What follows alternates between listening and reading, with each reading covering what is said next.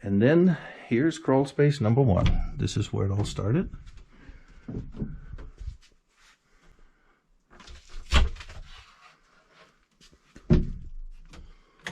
This is how you access that. It's a fairly big space, a bit complicated, but we're going to go in here and then have a look. Before we do, a little bit of statistics. It's about 270 square feet. A little bit of elevation towards the end. You'll see it in just a second. What makes this complicated is, as in the other crawl space, these HVAC ducts are protruding, or going into the ground rather. And what we have right in the middle here is the HVAC. It has its own foundation, and of course there's soil underneath, but right here in the middle of it is our train HVAC system. We also have a little RO unit that goes upstairs to the spigot up there, but we're going to call in and have a look. And here we are now inside the crawl space. About, like I said earlier, about 260, 265 square feet, and it has elevation to it and some really funky pipes coming out of the ground as well. Wrapped those with a collar, and I really did the best I could. And then we have the poured concrete pad in the middle floating by itself that has the HVAC unit on it, and that is the return air coming back in. So I used a 12 millimeter, I keep saying millimeter, my apologies. I used a 12 mil membrane, and I did reuse the 6 mil membrane that was underneath, or here when we purchased the house new in 2014. And so you can see that certain part of the floor, you can't see the gravel, but over here you can. I left the membrane so that I wouldn't have it interfere with the new one, or the 12 mil on the outside. But you can see here, first the layer of the concrete adhesive, and then the butyl tape is up here on the top. Good seal all around. This one is substantially bigger than the other room, about twice as big actually. So I don't see the suction in here, pronounced suction. It's the same pump. It's a Fantech RN2. But this gives you kind of an idea. I was blessed with a lot of room. It's about 5 feet to the top there, so works really, really well for me. That's how the crawl space looks with the membrane and the system currently sucking. I mean, you can see there's a little bit of suction, but not as much as there is in the other room where it literally shrink wrapping the floor. But this was definitely a challenge. That was the first one of the 2 I did. And we're having about 1.1 inch of water column suction at the pump at this room here. So it's working, which drives, I think, flow charts at about 120 cubic feet per minute or so at that pump. So I'm pretty happy with it again. So that is inside the crawl space. Now let's go outside and look at the pipes as they come out of the crawl space. And here we are looking towards the far side of the crawl space. Yes, you are correct. I need to squeeze in between these 2 HVAC pipes. And then we will end up in the far side. Here's the HVAC again. The corner with the pipe coming down. The main suction pipe is coming down here. And what you see here is essentially we have 30 feet of 3-inch corrugated French drain pipe. As the white pipe comes down, you can see it on the right. The smaller of the 2 on the left is the, I believe, a 1.5 or 2-inch drain from the washroom, which is upstairs. And right there, as the white pipe protrudes through the plastic membrane, it turns into a 10-foot corrugated, perforated French drain pipe. And over here, you can't quite see it from here, but it has a T on it. And then we tee off to the upper part here. And then we tee off to the front side of the room over here. But that's it.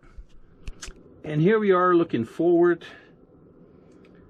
As in the far back part of this is a kind of a maze. You can see you have to climb through to get here, which made it a little bit of a challenge.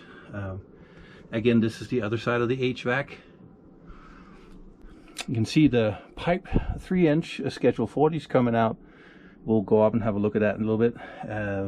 Going down to the floor where it is currently sucking, and I made a T here just in case if I needed to plan 3 would be to suck from the underneath the slab, but I don't think we need that at all.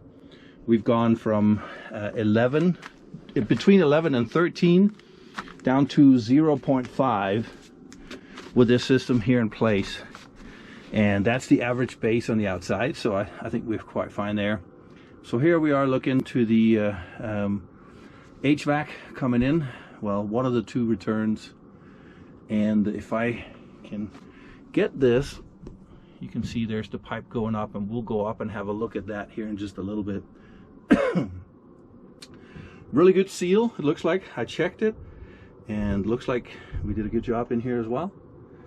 And now it's a matter of, well, climbing back out again. Just made it back through the pipes here in crawl space number 1. And some serious torquing on the fabric here, but it's holding. It is bonded to the wall with both butyl tape on the top and then silicone, not silicone, it's a concrete adhesive on the bottom. And I can show you, I'm in here checking for leaks, which there has been none.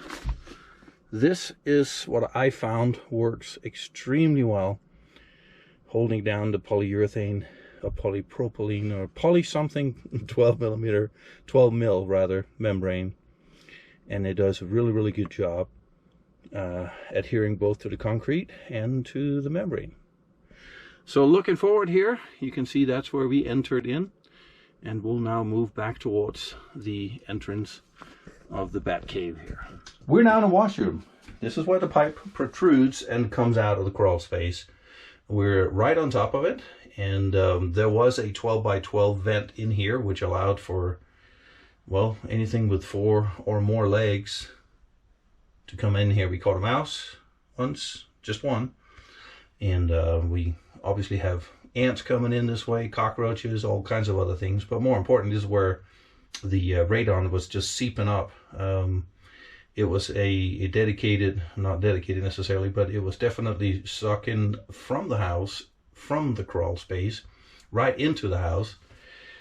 And I did some smoke tests in the beginning with a little bit of a smoke apparatus, and you could see that it was just sucking the house, especially when the HVAC kicked on. So that is sealed temporary. I'm waiting for a plate to come in that'll cover that. So yeah, rudimentary, but it works. So here's the pipe coming up.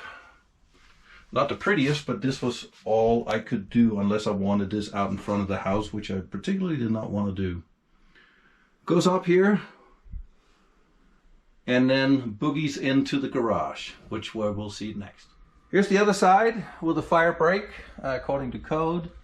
Nelson fire break is in there working.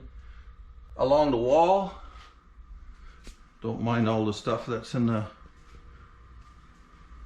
top shelf here. You can see the pipe, I think you can, just running alongside of the top. And this is where I break tradition.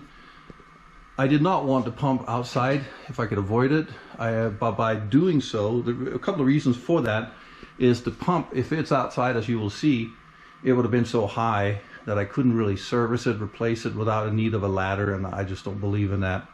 So in the garage it went, and the problem with it having like a U like this is moisture draining back into the pump, but I did install a drain valve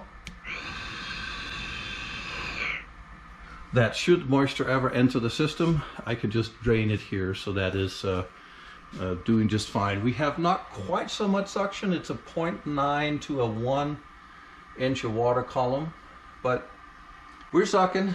Same pump, the Fantech RN2, where it then comes up and protrudes through the outside, where you will see it next. And here it is, just protruding up on top of the roof line, getting blown away. So you can see if I had the pump sit outside here, I would have had to have a ladder, and it's always fun to be on a ladder when you're on an incline. So inside the garage it went. Here is crawl space number 2. Through a little door in the floor, and we will then venture in there. And then down through the ladder we go.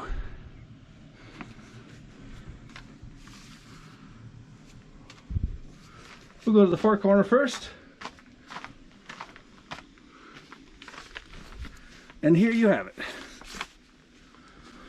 You can see the pipe. We'll visit outside in a second, but the pipe coming in from the outside over there goes to two 10-foot section of 3-inch corrugated sort of French drain.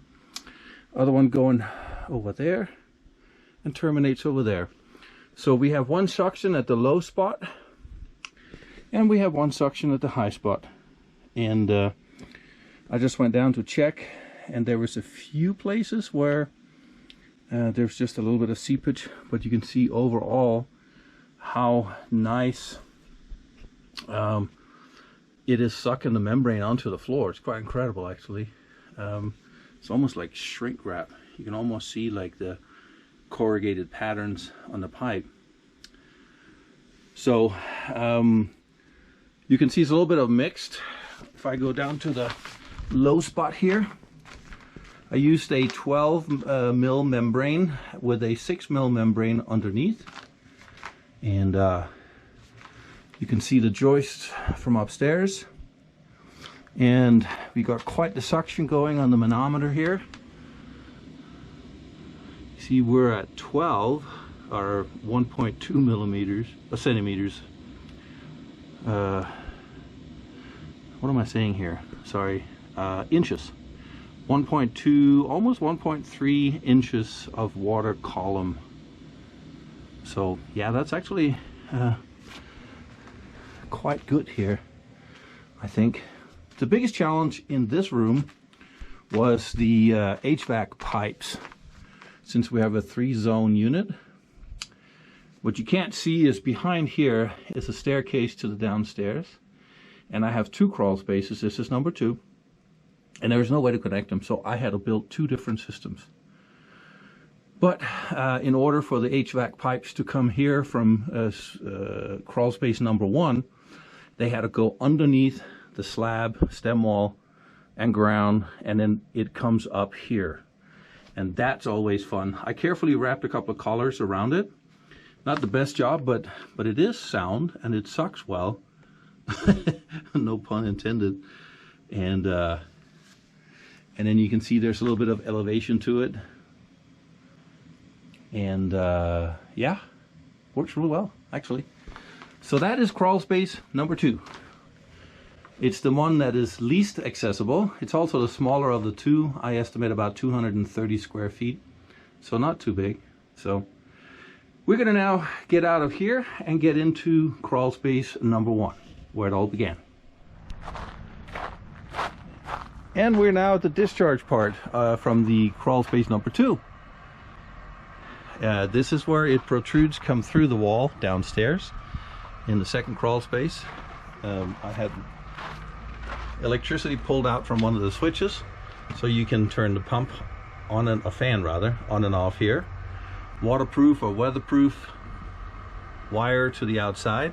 The same fan, the Fantech RN2. And as you can see, is then secured going up just above the roof line again. We did have an issue though that was kind of interesting. Wind was blowing, and we have the discharge from the fireplace over here, and we saw a spike a couple of days. It went from 0.5, where it's hovering now, to 2.3, and the wind was blowing, we think, this right down along the inside of the fence line. And there's a 4-inch intake, if it's not about a 4-inch intake, or discharge rather, to the natural gas fireplace in there. So we plucked that as well, and now we're testing further, but it looks like that did it because it's stabilized at 0.5. Let's take a look at the inside. Here we are inside the house, where you can see we have actually we have 2 of these air things, radon detectors, call them that if you wish. But here we have a little bit, we had a spike. Actually, after the system has been installed, you can see it's still dropping. Long-term average, this has been in here for a couple of weeks, and you'll see this long-term average 2.24, it's then still dropping. The 1-day average is 0.51. 7-day is 2.56 because we in fact had the fireplace that was we think socketed in, but we plugged it and it quit, and it's now stable at 0.56. So all in all, a huge success for us. 2 rooms were done for about $1,100, 2 separate systems, including these air detectors and whatnot. Obviously a lot of labor installed, but definitely worth it. We were, like I said, between 13 and 11, depending on where downstairs we took the measurement. And now we're just seeing the drop to a 0.51. Downstairs is a little bit higher, 0.61, but that is really it. So a huge success, and we consider this radon problem mitigated. See you later.